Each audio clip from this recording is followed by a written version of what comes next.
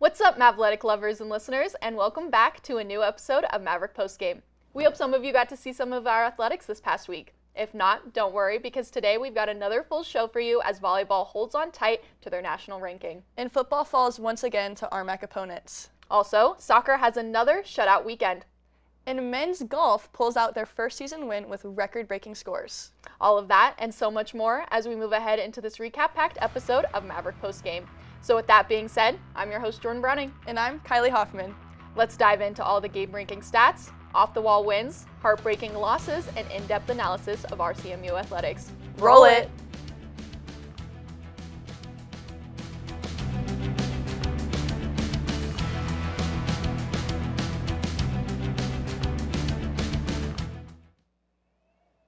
Welcome back, everyone. Once again, I'm Kylie Hoffman. And I'm Jordan Browning. Let's jump right in and take a look at all the Mavtastic action that took place over the past week here at CMU. Last week, the Colorado Mesa University volleyball team was at risk of losing their ranking in the American Volleyball Coaches Association poll for the 45th week, but miraculously held on to be tied at 24th with another school. This week, the stakes couldn't be higher, playing their home opening game to a nearly sold-out crowd at Brownson Arena on Friday against division rivals, the number 5 ranked MSU Denver Roadrunners. The 4-time defending RMAC champion Roadrunners hit first in Friday's match, taking the first set by 25-19. It was a typical performance seen by a team who hasn't lost a conference match in 20 games. The Mavericks were not so set to succumb to this statistic, however, as the teams traded scores for the second set. The Mavs taking the second and then the third with career-high blocks from redshirt sophomore Aisha Al-Rashid, the Mavericks had the win in their sight now, only one set away from pulling off an incredible upset on the Roadrunners. It was redshirt sophomore Emma Luce who sealed the Roadrunners' fate late in the fourth set for the match point. After a set from freshman Ashlyn Tafoya, Luce wound up and found the perfect spot in between MSU's blockers to end the game 3-1. The work didn't end here for the Mavericks, however, because they had to face undefeated UCCS in another battle Saturday at 3 p.m. Coming off the high of Friday night's win, the Mavericks were 7-3 on the season and 3-0 on the RMAC. The visiting team, the UCCS Mountain Lions, were 10-0 on the season and 2-0 for the RMAC. The Mavs were in for another hard-fought game against a team who has had its best season start in program history. And the Mountain Lions would show it, putting the Mavericks in danger of elimination early, going up 2-0 in the first two sets. Luckily, the fire-driven Mavericks wouldn't go down without a fight, Emma Luce helping secure the third and fourth sets with her career-high kill record of 15. Now the teams were both tied, both vying for this win with stakes higher than ever. Whoever would win this game would continue to go undefeated in Rocky Mountain Athletic Conference play and earn votes in the AVCA poll.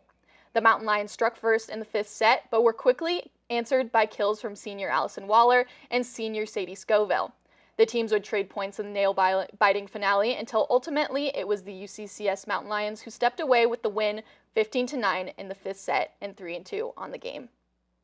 As a team, the Mavericks succeeded the Mountain Lions in kills, hitting percentage, assists, and unfortunately errors. CMU with 27 and UCCS with 23. Ultimately, it was the Mountain Lions' error control and defense that stole the crown with 13 blocks to the Mavs' 8. Even though the Mavs lost Saturday's game, they continue to be ranked in the AVCA poll for the 46th week in a spot at 25. The next games are crucial for CMU's rankings as they are in danger of falling off the list for the first time in nearly 3 years. The Mavericks will play again at home against Western Colorado University Tuesday at 6 p.m. in Brownson Arena. It was another heartbreaking loss for the Colorado Mesa University football team this weekend as they were on the road in Chadron, Nebraska to face their second RMAC team of the season, the Chadron State College Eagles. Going into the weekend, the Mavericks were 1-2 on the season and 0-1 on RMAC play, losing to CSU Pueblo at home last weekend. The Eagles were 2-2 on the season and 2-0 on RMAC play. The Eagles took the home field advantage, getting points on the board first in the first quarter. Then it was the Mavericks' turn. Recovering a fumble in the end zone in the second quarter was redshirt sophomore linebacker Noah Williams, tying the game 7-7. The next 4 scores would prove detrimental to the Mavs as the Eagles scored 4 straight times in the next 13 minutes of gameplay, bringing the score to 7-31 halfway through the third quarter. Freshman wide receiver Bryson Brown wouldn't let the Eagles so easily fly away with the game, however, when he gained 75 yards off a handoff to gain the Mavericks their second touchdown of the game. But the Mavericks still had 18 points to make up after kicker Sullivan Moon missed the extra point after a delay of game call on the Mavericks. This deficit would prove too difficult to crawl out of because the Chadron State Eagles scored one more field goal after that, and the Mavs only scoring 2 more touchdowns from senior running back Aiden Taylor and again from freshman wide receiver Bryson Brown. As a team, the Mavs trailed the Eagles everywhere where it mattered. On the ground, Chadron State was able to run away with 194 passing yards, while CMU trailed behind with 149. In the air, the Eagles flew by the Mavs with 233 yards versus Mesa's 153. The Eagles also surpassed with more first downs and better conversions on 3rd and 4th downs.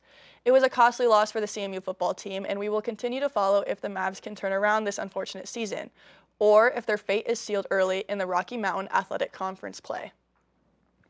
The Colorado Mesa women's soccer team is off to a hot start in RMAC play, posting back-to-back shutouts at home this weekend.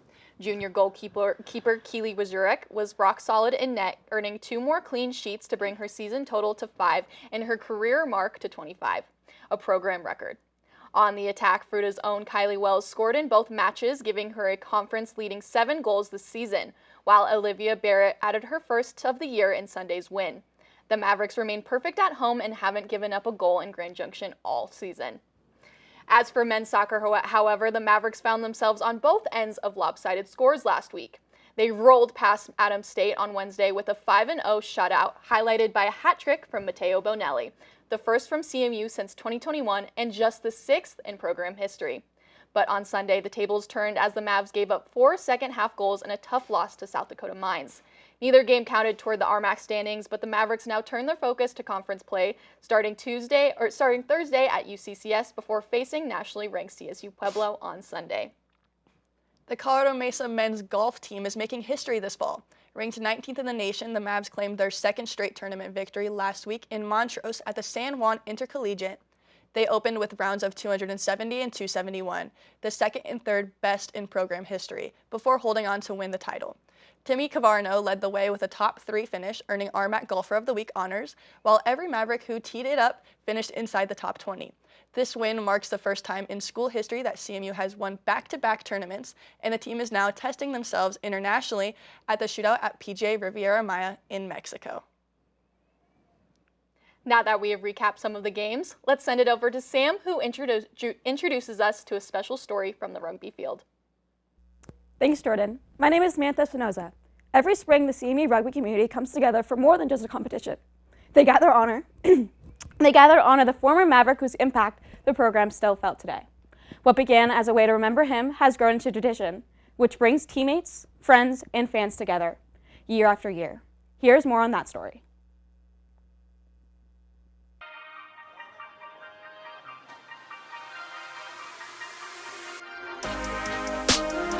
This tournament means to us, to me, myself, and to our team, this is everything. This is what we love. We get to play the sport that we love. We get to represent our school, which is a great honor for all of us.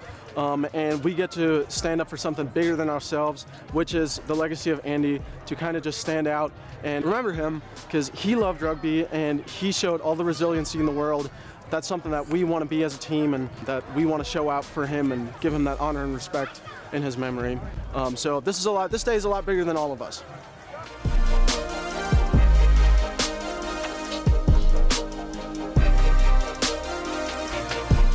Resiliency means to me that even when in hard times, he came out. This man showed up to our practices and sat there and watched us until he couldn't anymore.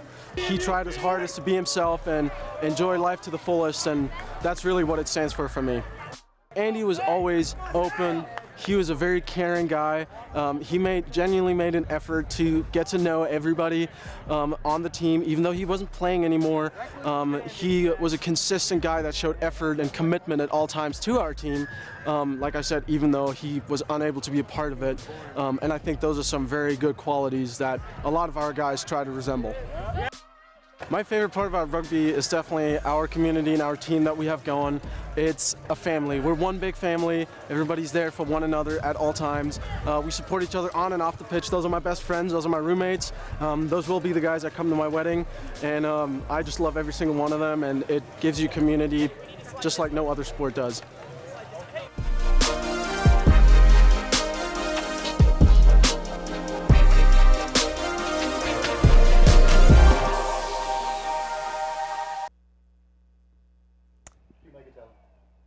a powerful way to carry on Andy's legacy through the sport that he loved. Speaking of rugby, the first men and women's rugby game will be this Saturday, October 3rd, right here at Mesa. CMU-TV will be filming the match, so if you can't make it to in person, you'll be able to catch the action on our YouTube channel after the game. With that, I'll send it back to Jordan. I've been Samantha. Thank you, Sam. Now that we have recapped some of the action, it's time to announce our Maverick of the Week. Our Maverick of the Week goes to sophomore forward Matteo Bonelli. The Alba, Italy native had a breakout performance in Mesa's shutout win over Adams State, recording his first career hat trick. It was the first hat trick for CMU men's soccer in more than 4 years and only the 6th in program history. Bonelli wasn't done there. He also added an assist, finishing with one of the best single-game offensive outings the Mavericks have ever seen. Bonelli has also earned the coveted title of RMAC Offensive Player of the Week for his performance. With that kind of firepower, Bonelli has quickly become a name to watch and will be keeping a close eye as he continues to grow into a key piece of this Maverick program. Congratulations, Matteo, for your outstanding performance. You are our Maverick of the Week. Now it is time for some closing statements. My closing thoughts are on what a landmark week it has been for Maverick athletics. Volleyball snapped MSU Denver's 20-match conference winning streak while also giving new head coach Austin Albers his 100th career win. Women's soccer continues to defend Community Hospital Unity Field with dominance, now 5-0 at home without conceding a single goal all season. Men's golf also made history with back-to-back tournament titles for the first time ever. It has been an exciting start, and with momentum building across every program, the best may be yet to come. My closing thoughts are our brand new feature segment with a third anchor and a virtual set. This week we got to see how the rugby community honors one of their own, and moving forward we'll continue to highlight the athletes and the stories that go beyond the box score. These features will now be a permanent part of Maverick Postgame, giving us all a chance to connect with the people and traditions that make CMU athletics so meaningful. Now that we have wrapped up all the action from this past week and given our closing thoughts, it is time to close the show. Thank you everyone for joining us this week on Maverick Postgame. I've been your host, Jordan Browning. And I've been Kylie Hoffman. Be sure to check out our YouTube Colorado Mesa TV for more games and updates. We'll see you next time for an all-new recap-packed episode of Maverick Postgame. Stay safe, Mavs. Study hard. Go to a game or two. And of course, have yourselves a Mesa amazing day.